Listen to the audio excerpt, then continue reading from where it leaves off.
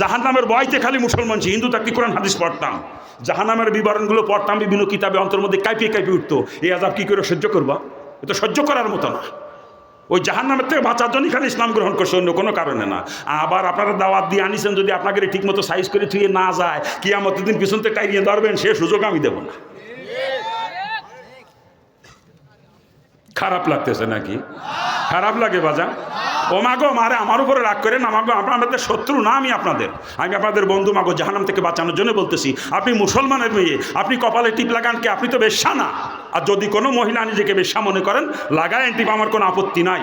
আর যদি আপনি মনে করেন আমি বেশ্যা না মাগো, আপনার পা ধরে বলে যাচ্ছি, আপনি মুসলমানের মেয়ে, জীবনে কপালে টিপ নিয়েন না, ফুটা নিয়েন না, ওটা বেশ্যাদের প্রতীক। যে সমস্ত মহিলারা আজকে কপালে ফুটা নাই, এরা কিয়ামতের দিন ওই 40 বেশ্যা মহিলার সাথে এক কাতারে জাহান্নামে যাবে। চিৎকার দিয়ে বলেন নাউজুবিল্লাহ। আরে জোরে করে নাউজুবিল্লাহ। ইব্রাহিম আলাইহিস সালামকে আগুনে ফেলানোর ঘটনাকে কেন্দ্র করে 3টা জিনিস উৎপত্তি হয় দুনিয়ায়। 3টা, কয়টা? একটা মহিলাদের কপালে ফুটা নেওয়া, বাকি 2টা কি বলবো? বলবো ভাইজান, রাগ করবেন না তো? 2 নাম্বার, পুরুষদের দাড়ি কামানোর উৎপত্তি ওখান থেকে দুনিয়ায়। ওই 40 বেশ্যা মহিলার সাথে যেই পুরুষগুলো আকামে লিপ্ত হয়েছিল, ওদের দাড়ি কামাইয়া নমরুদ ওদেরকে সমাজের সম্মানিত পুরুষ বলে ঘোষণা করেছিল। এর আগে দুনিয়ায় কোনো পুরুষ আর কোনদিন দাড়ি কামাই নাই। দাড়ি কামানোর ইতিহাস ওখান থেকে দুনিয়ায় আসছে। আজকে যারা দাড়ি কামাবে, ওই পুরুষদের সঙ্গে এই দাড়ি কামানোর গোষ্ঠী এক কাতারে জাহান্নামে যাবে। 3 নাম্বার কি বলবো? 3 নাম্বার, মেলার উৎপত্তি দুনিয়ায় ওখান থেকে।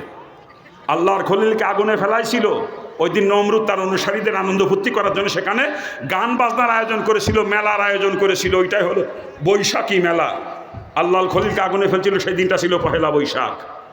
ওই চরক গাছের সাথে জুলোই ফেলাইছিল, সেখান থেকে চরক হয়েছে হিন্দুদের দেবতা।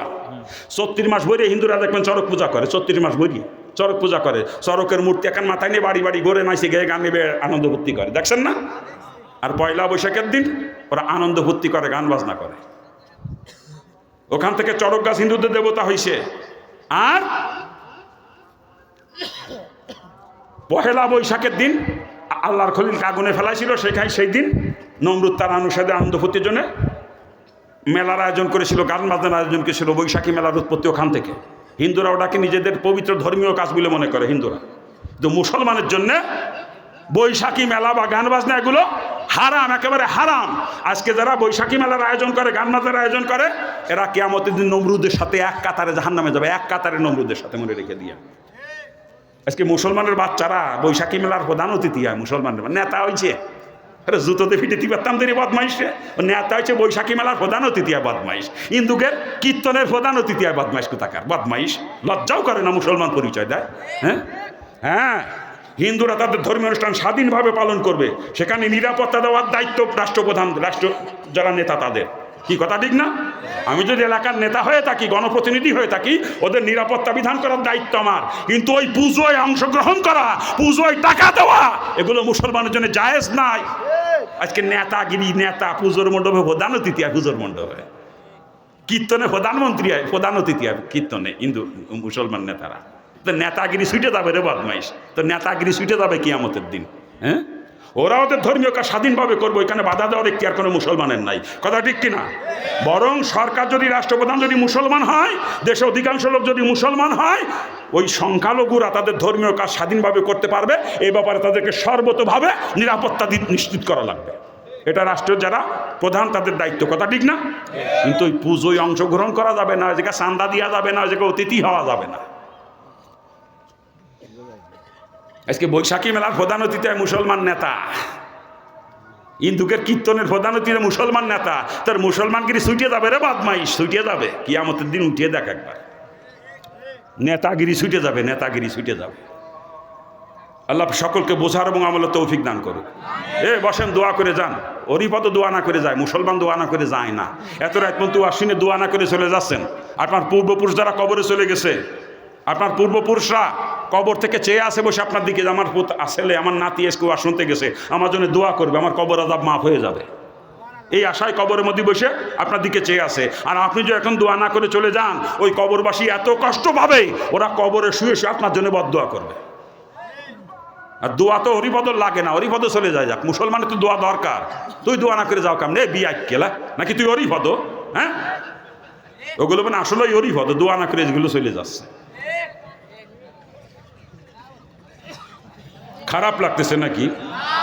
মুসলমানের সারা গায়ে ঘা, আমি কয় জায়গা মলম লাগাবো? কান সারা গায়ে ঘা, কয় জায়গা মলম লাগাবো আমি? মুসলমান বিড়ি খায়, জম্মের খাওয়া বিড়ি খায়।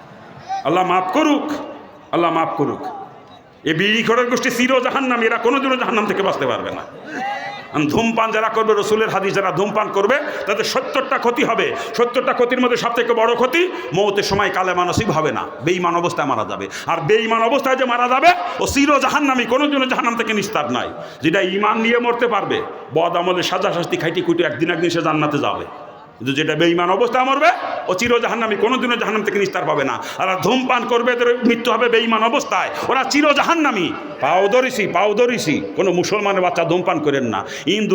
হিন্দুরা মরে যাওয়ার পরে মুখী আগুন দেয় হিন্দুকে, আর আজকে মুসলমানের বাচ্চাই বাইছে তাকে নিজের মুখ নিজে আগুন ধরায়, বদমাইশ। আল্লাহ মাফ করুক, আল্লাহ মাফ করুক। আমার বাবাজিরা, বিড়ি আমিও জম্মের খাওয়া খাতাম হিন্দু থাকতে, আর হিন্দু অবস্থায় তওবা করে ফেলছি। যেদিন রসুলের হাদিস পাইছি তখন আমি হিন্দু, সেই দিনই নিয়ত করছি আর জীবনে বিড়ি সিগারেট মুখে দেবো না। আমি মুসলমান হব যখন, বিড়ি সিগারেট খাই যদি মুসলমান, তো আমার জাহান্নামে যাওয়া লাগবে, বেঈমান অবস্থায় মারা যাওয়া লাগবে। তখন মুসলমান এই বা লাভ কি? তানি ওই হিন্দু অবস্থায় তওবা করছি, আর জীবনে বিড়ি সিগারেট মুখে দিই নাই কোনোদিন। আর মুসলমানের বাচ্চারা জম্মের খাওয়া খায়। পাও ধরেছি।